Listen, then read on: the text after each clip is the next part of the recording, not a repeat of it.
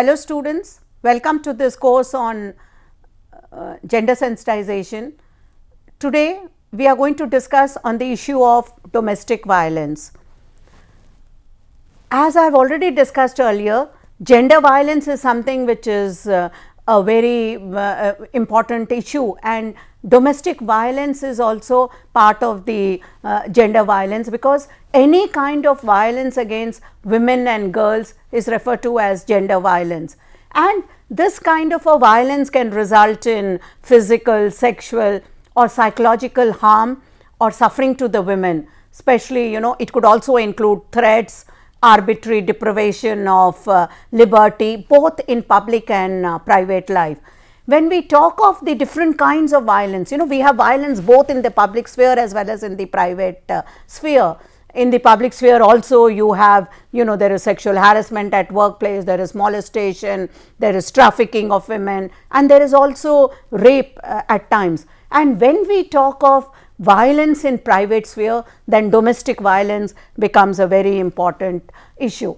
And domestic violence is something which is prevalent throughout all over the world, not only in India but all over the world, and you can find it in family, in society at large, and it is something which cuts across income, class and culture. And the main reason for domestic violence is, once again, like for any kind of gender violence, it is the unequal power relationship in the family between men and women. The whole ideology, cultural ideology, sexuality, our doctrine of privacy encourages domestic violence, because there is a culture of silence. Women keep quiet for fear of family honor, children, and many a times women think they are at fault, and some women think it is inevitable, they can do nothing about it, and they have to just deal with it. Now, what do we mean by domestic violence?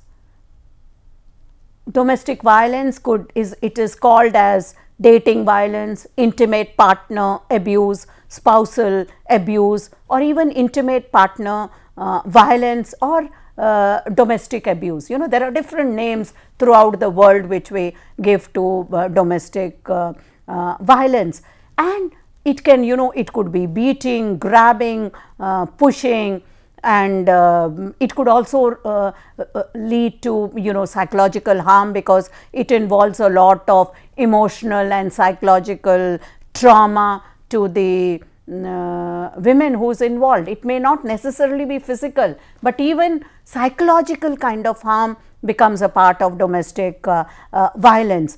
And it can, if you look at it in India, dowry deaths were so common. Earlier they were much more common in the 80s, but today also you hear about them, and that also today we hear of honor killing. These are again forms of domestic violence. So domestic violence become a synonymous with intimate partner violence, which is committed when the spouse or partner, whoever they are, in intimate relationship. And it can also occur in a heterosexual relationship, it can occur in a same sex relationship, and it could also occur between former spouses or partners. So, it is not necessarily that the term is limited only to a heterosexual relationship. And it, like I have already mentioned, it can take different forms of physical, verbal, emotional, economic, religious, reproductive and sexual abuse. It could be in a very subtle form, it could be in a very coercive form, and even marital rape becomes a part of domestic violence, because we are talking of physical abuse and choking, beating, female genital mutilation, which occurs in many countries, and again acid throwing is which results in disfigurement, is also a part of domestic violence. And India has its own kind of domestic violence, where bride burning, honor killing, dowry deaths is something which became very well known, and from the 1980s, and you keep reading about this in some newspaper or the other. Section 375 of the Indian Penal Code considers same sex marriage as a crime only when the wife is below 15. So, if the wife is above 15, it does not include that as forced sex, and so marital rape is not considered as a kind of violence, and the women cannot take recourse to Protection of Women Against Domestic Violence Act 2005 in this. Now, domestic violence is always indicated with a purple ribbon. It is this purple ribbon is there to promote awareness on domestic violence. When we look at the whole issue of domestic violence, there are so many myths about it. That is the tragedy. When we look at gender, we have, the reality is something very different, but all these myths which come down to us from so many ages, they have a lot of impact. One of the myth about domestic violence is that it is much more there among poorer sections. We always believe that, upper caste women and middle class women do not have domestic violence, and it is only the lower class women who face domestic violence. But the reality is both upper caste women and middle class women also face a lot of domestic violence. And again, there are various helplines, shelters which provide assistance to the victim, but this may be a myth in our society, but the reality is that they are, because of the limited infrastructure, and they are really very inadequate, and this is an area where a lot of work needs to be done. And today, when we are talking of the coronavirus and with the lockdown, we find that domestic violence has really increased a lot. Unfortunately, home is not a safe place. What is the slogan in the times of corona? Stay home and stay safe.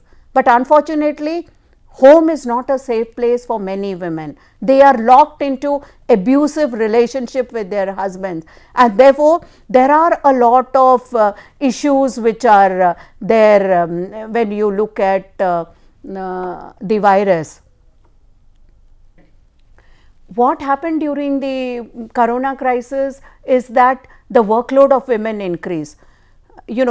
Servants were not available, they had to take care of the children, they had to do all the household work, and plus also take care of the elderly, because the elderly people were also not allowed to take care of the children. And in many places, liquor shops were closed, so that also increased violence throughout this period. In fact, the National Commission of Women said that about 45% of the complaints that came during this period were primarily domestic violence cases, and from March 23rd to April 6th, there were 239 cases which were reported to the National Commission of Women, and 123 of them were of domestic violence cases.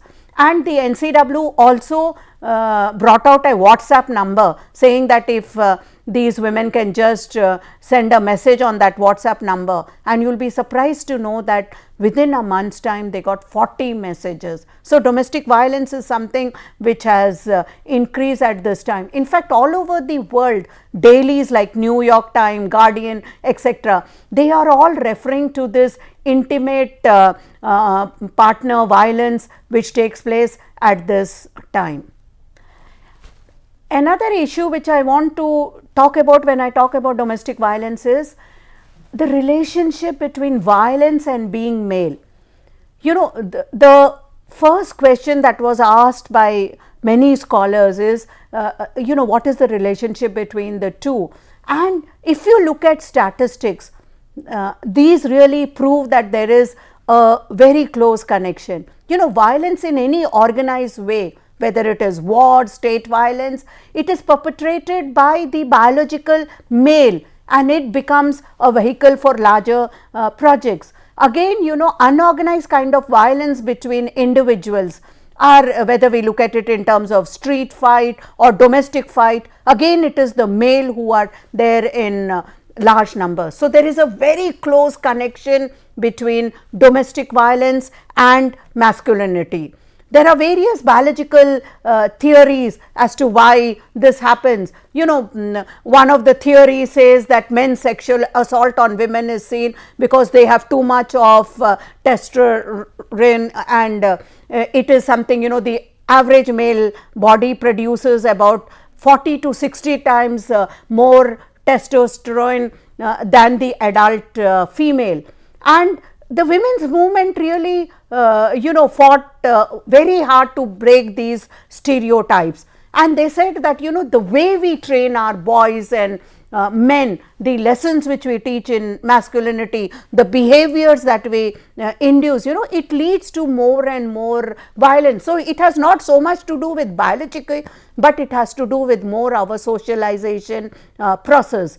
And there is nothing intrinsic in being male and being violent, and it is very much a gender issues, and it is based on the construction of masculinity, because we construct masculinity as being very dynamic, and the lived realities of women is that there is a very close connection between patriarchy, violence, maleness, and the culture of silence. All this lead to an increase in domestic violence, and unequal power relationship is something which is very important.